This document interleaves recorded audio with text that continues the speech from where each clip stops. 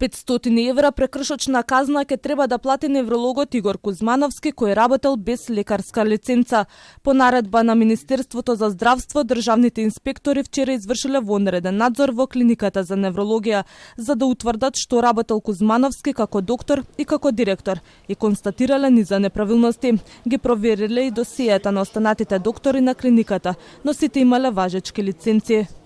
Во врска со работата на професор доктор Игор Кузмановски како здравствен работник без важечка лиценца за работа ќе му биде издаден прекршочен платен налог според Законот за здравствена заштита, но ќе следи и прекршочен платен налог за правното лице и за одговорното лице во правното лице, односно претходниот директор. За сите констатирани недостатоци во однос на работата на ЈЗУ Универзитетска клиника за неврологија Скопје ќе биде издадено решение за наредба за отстранување на недостатоците.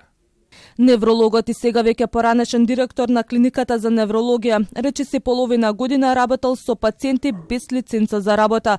Инспекторите констатирале дека од март годинава до почетокот на август годинава прегледувал пациенти на клиниката. Тој прегледите ги вршил само додека бил доктор. Кога бил назначен за ВД директор, не реализирал здравствени услуги.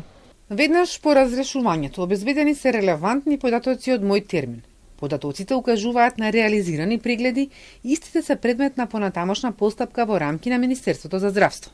Освен Министерството за здравство и новиот директор на неврологија Јован Божиновски формираше комисија за да го истражи случајот.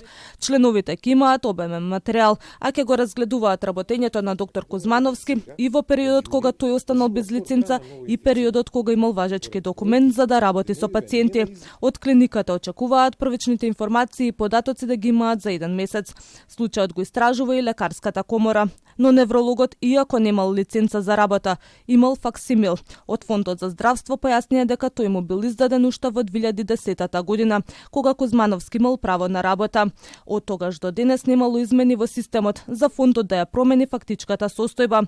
По скандалозната видеоснимка, министерот Азир Алију го разреши Кузмановски и на негово место го назначи Јован Божиновски. Но освен промената на директорската позиција, Алију најави промени во системот кои би укажувале на истечена лиценца на лекарите.